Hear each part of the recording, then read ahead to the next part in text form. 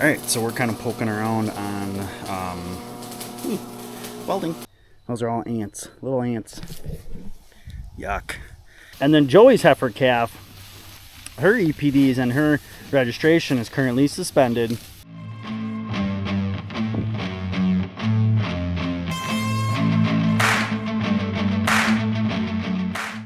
Hey, how's it going? Good morning. Welcome back to Ohrmundt Simmentals. This is Chris. All right, so again, yesterday and overnight we got about half-inch of rain. So we're kind of seeing what we want to start doing this morning. I know fencing is a big thing on my list, but we're gonna go start in the shop this morning, and maybe work on. I got my part that we wanted for the broadcast spreader, and maybe work on that for an hour or two and just kind of see how it goes and see what our afternoon brings, because at least let the hay fields dry off a little bit. All right, so we're kind of poking around on welding. We're working on the broadcast spreader, just because we got another half-inch of rain last night. You can't really just drive out and start cutting. Dad is getting the welding done, and it seems to be turning out okay. So I've been working on the other pieces, just kind of getting some fitments here, cleaning up this shaft, cleaning up this bushing a little bit so that fits on decent. Just needs to fit on enough so we can get it on and off. We'll put a little oil on that before we do. Then I cleaned up this shaft and cleared out the grease port, and had to was lucky enough to get the Zerk out because it was not taking grease, and got that cleared out, so it does take grease now. And then this guy spins on here freely. So all right, like you've seen, we got the pretty much all the other components kind of ready to go, I guess. And Dad's been working on getting the new plate welded, so he got it welded on, and it wasn't too bad. We had, with the rods that we had, Dad went and got some from Fleckvieh, specific for stainless. But then this guy, I think this is a cast steel part, and he was having trouble getting it to weld to this and the stainless. So he kind of, like, the gap between this guy and the stainless kind of looked like a all goobered up junk. So then he just went with some 6011 actually on top of it, and that actually seemed to pick up. And then we had to really grind that back down. We put a new fresh grinding wheel on the grinder to get the majority of the stuff down. And then I always use those sandy pads, the flapper ones, not the flapper ones, but these guys. We threw one of those on and then did that final buff job. But fitting these plates back on, because this is the plate that's gonna ride right on it. But I do have everything I need for fencing. I did top off the tank on the grass trimmer. I did set my boots out in the sun before we came down here. Dad's probably gonna cut the pit field. I think we are itching to cut something because we are getting dangerously close to being way too old on our hay. So we are down at the pit field, and I'm gonna put the camera right at chest level, like right below my chin. Okay, so this orchard grass is cruising at about 5 foot, which is awesome. Yes, is it getting a little old? It's getting a little stemmy, but sometimes the one saving grace to grass like that is you'll get the orchard grass, or you'll get the ryegrass. You'll get that really tall stemmy top, but what will be a saving grace to it is the undergrowth, because down here you got a lot of really nice leafy stuff at the bottom of this grass. And this field, I don't know why, but this field tends to put a little alfalfa in it. Got Dad going. We did The last little thing we wanted to double check was our swath width. You can kind of tell, like right about there, we set it just a little narrower. But Dad's off and running. This will probably take him like 2 hours, hour and a half, 2 hours, give or take. So it is time to go check fence. So we're just gonna start right as you go down the hill, right behind Mom and Dad's. So I'll meet you there. So this is our first main starting point. I typically will always start here because we have the creek is right down there. But this is when I talk about needing the grass trimmer. You know, it's this type of stuff that gets up to the line and starts getting around in it. So I'll probably do a little bit of trimming there.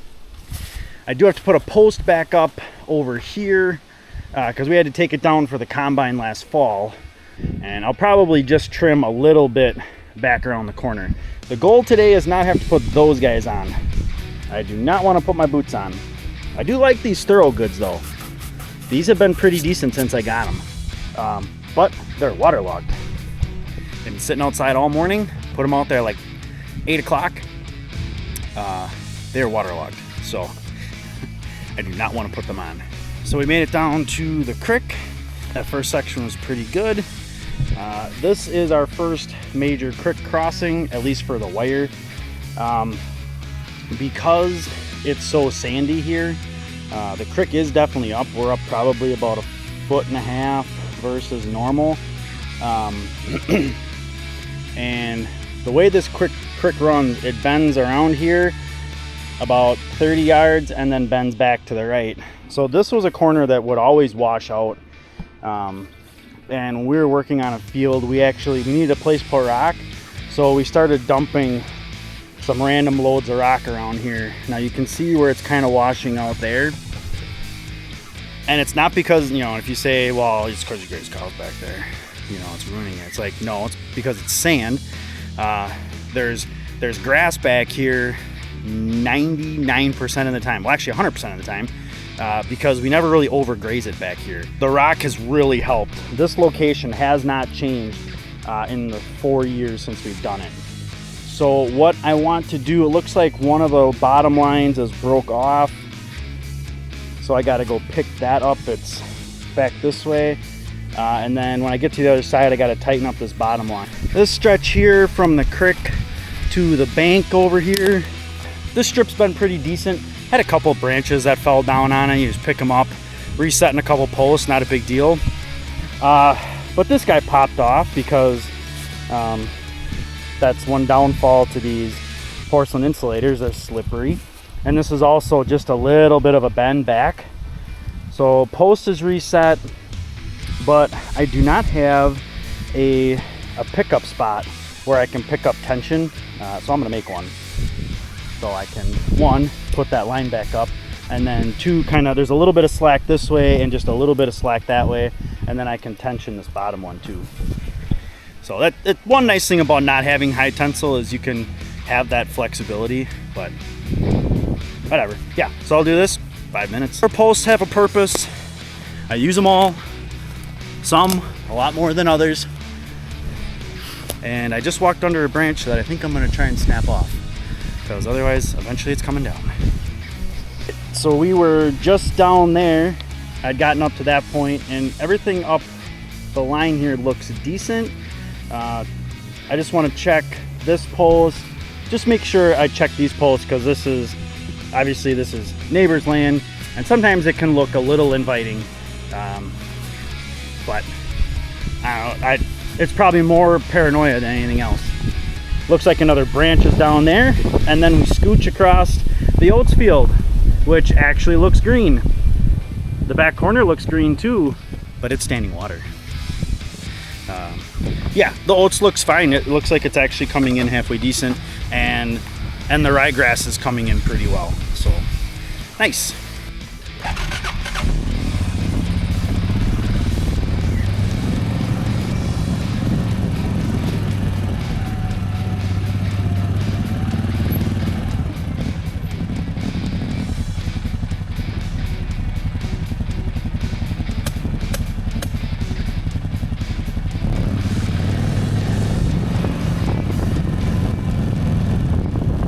So distance wise, I'm actually about a third done.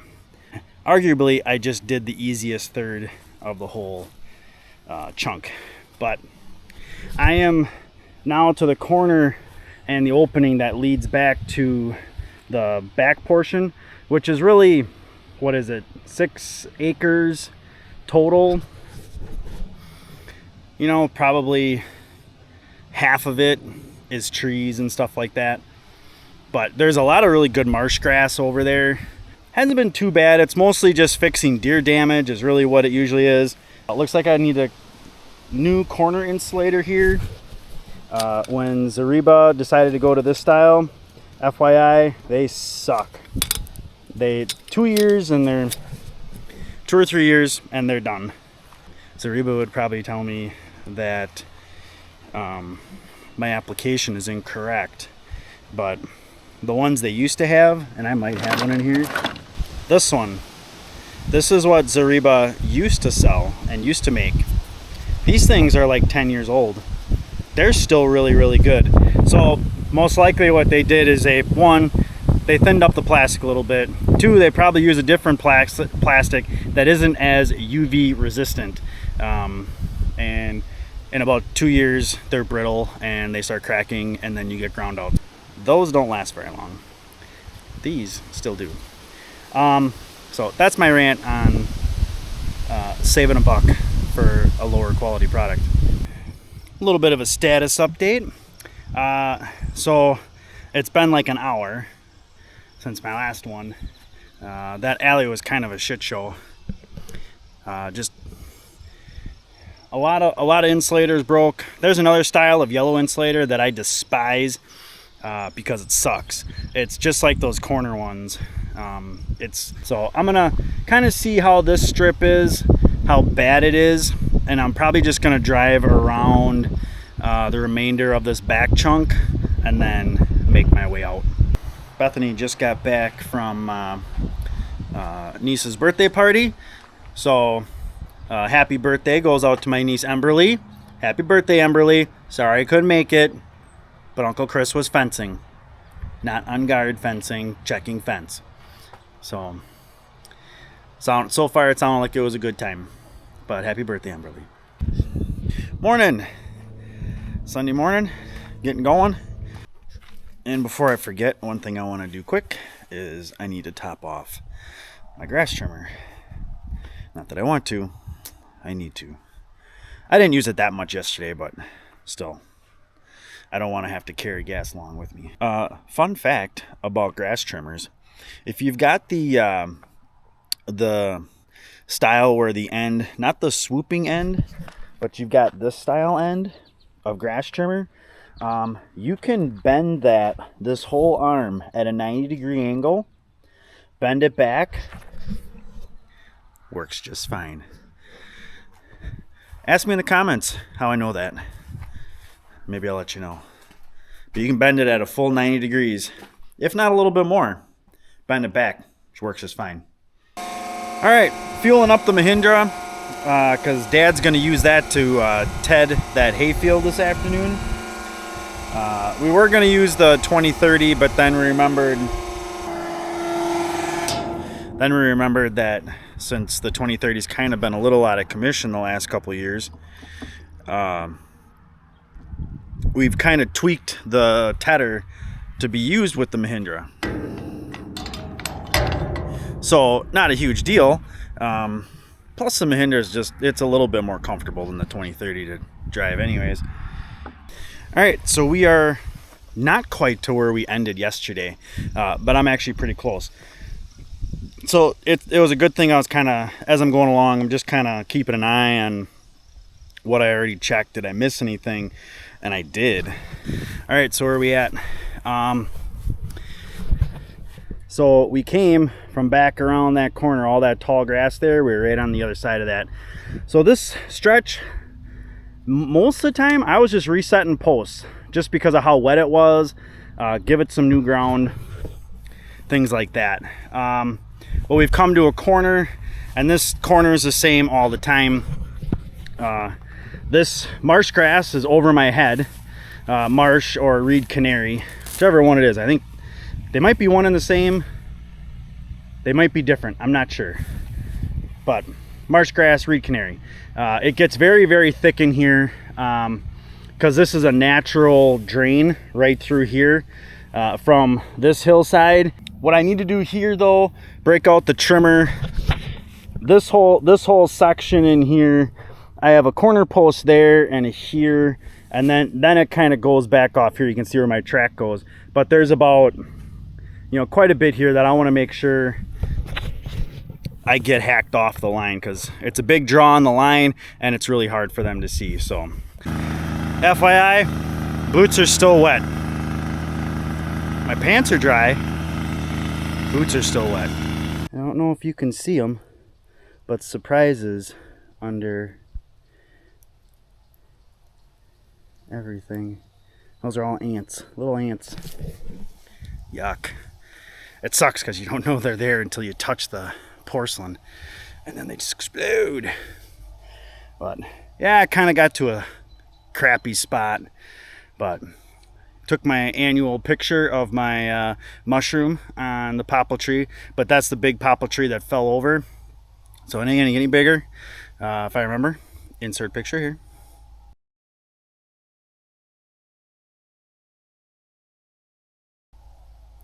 Yeah, it's always kind of cool.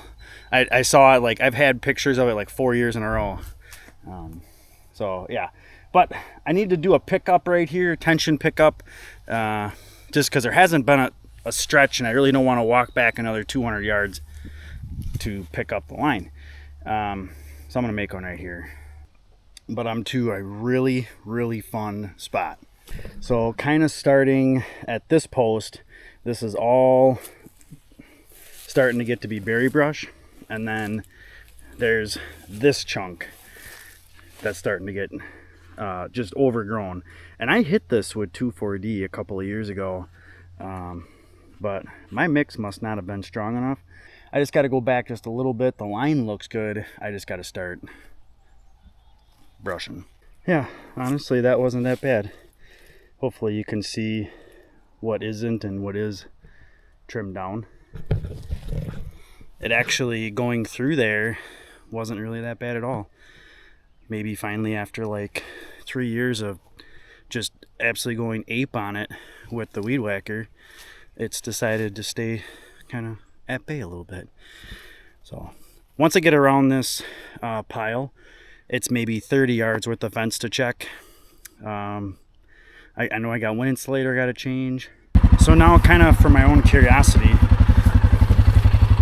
I'm gonna actually go down the bank this way. There's that dead tree down in there. I gotta double check as I'm going down which way I cut through. But it gets kind of, I gotta dip and do a little bit when I'm going down. But I'll let you see what it's like. I at least want to kind of see what the fence is like.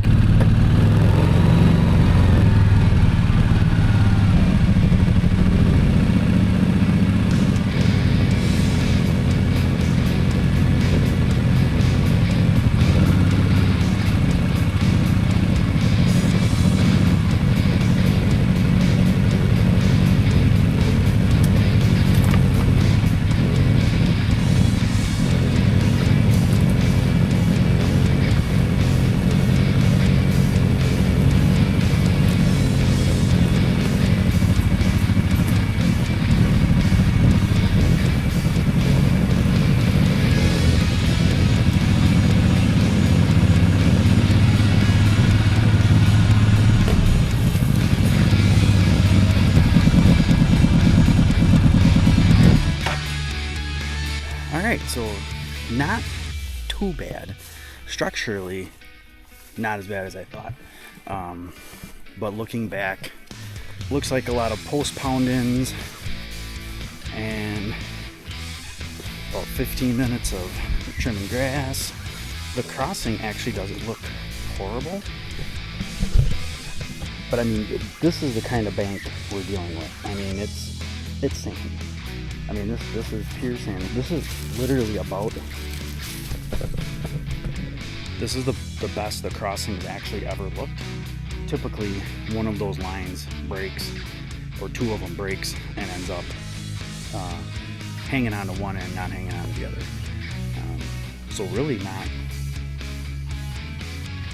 horrible. And everybody came on the field this time. They behaved themselves.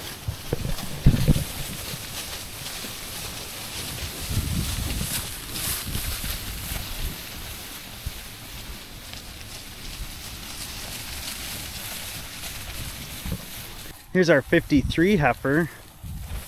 She is looking pretty darn good. Here's Goggle Gergs. Always looks good. For whatever reason, Barb's DNA test came back inconclusive. Or there was an error with it. I don't know what that means. But Cora's came back. She is a diluter, but that's not a big deal. Share most likely 100% probably a diluter. The biggest part is that Factor. Factor is who he says he is. He is out of Oakview Factor. That's the best part. He's hetero-polled. We'll take it. And then he is non-diluter, which is awesome. So, and I think they only run EPD updates every so often. So it'll be interesting to see what his EPDs do. Oh, right there, that's Helga's bull calf out of Bruno. Yep, here's our 431 bull out of Bruno. I just like that I finally get to stop and take a look at these guys. And then Joey's heifer calf, her EPDs and her registration is currently suspended. I have to ask about that.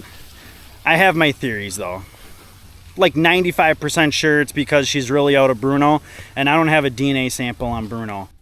Oh, scar! Right here. See that? Right there. I like it. I like it a lot. This is our True Justice daughter, our oldest one. The mom of the twins. The mom of the twins is a True Justice also. Mic drop bull calf. He's doing all right. That is out of an Allegiance heifer, first calf heifer. So no complaints there. But it is Sunday evening. And I think we'll call this the end of the video. Hopefully you guys like taking a peek at some of the cows on non-muddy pastures. I did too. But if you got any questions, please leave them in the comments. Hope you liked the video. Hit that thumbs up button. Don't forget to subscribe. It's free. Supports the channel. And thanks for coming along.